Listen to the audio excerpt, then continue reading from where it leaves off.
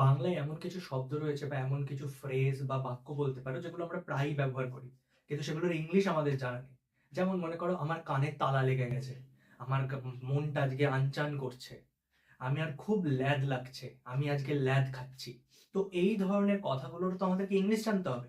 তো চলো আজকের ভিডিওতে এইটা শিখে নেওয়া যাক যে এই ধরনের কথাগুলোকে আমরা ইংলিশে কিভাবে বলতে পারি। তার কারণ আমরা নর্মাল বন্ধু বান্ধবদের সাথে যখন কথা বলি তখন কিন্তু বাংলায় এই ধরনের শব্দগুলো বা এই বাক্যগুলোই ব্যবহার করি। তাহলে যখন বন্ধু বান্ধবদের সাথে কথা বলবো বা নর্মাল লোকেদের সাথে কথা বলবো, তখন আমাকে জানতে হবে তো যে আমি ইংলিশেও কিভাবে এগুলোকে ইউজ করতে পারি। তো চলো সেটাই দেখে নেওয়া যাক।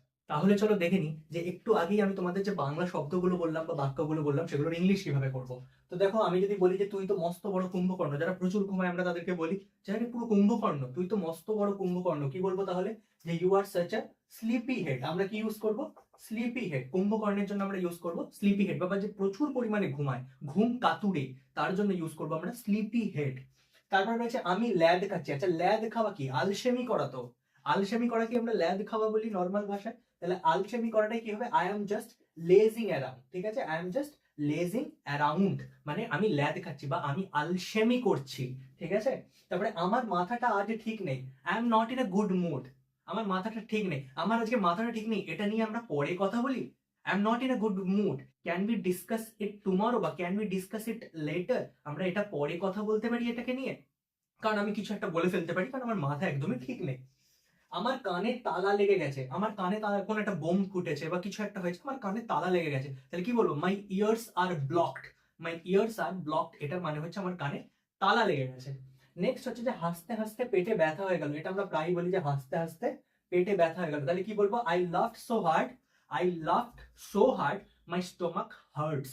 I laughed so hard, my stomach hurts, মানে হচ্ছে হাসতে হাসতে পেটে ব্যথা হয়ে গেল। মনটা কেমন আনচান করছে, মনটা কেমন, আচ্ছা আনচান করাকে আমরা রেস্টলেস বলি, আনচান করার জন্য আমরা রেস্টলেস ইউজ করি। তো যদি কেউ বলে যে মনটা কেমন আনচান করছে, তাহলে আমরা কি বলবো? I feel kind of restless. I feel kind of restless. একটা কিরকম একটা যেন আমার ভাব লাগছে ভেতরটা, আমার ঠিক মনে হচ্ছে না, একটুখানি আমার মনটা বিচলিত হয়ে রয়েছে, আনচান করছে। এইভাবে আর চলবে না ভাই, ভাই দেখ, এইভাবে আর চলতে পারে না। অনেক তো ট্রাই করলাম, এইভাবে আর চলতে পারে না। তাহলে কি বলবে? Kant go on like this bro. Kant go on like this, এইভাবে আর চলতে পারে না, আমি অনেক টেনেছি, আমার পক্ষে আর পসিবল না, এইভাবে চলতে পারে না।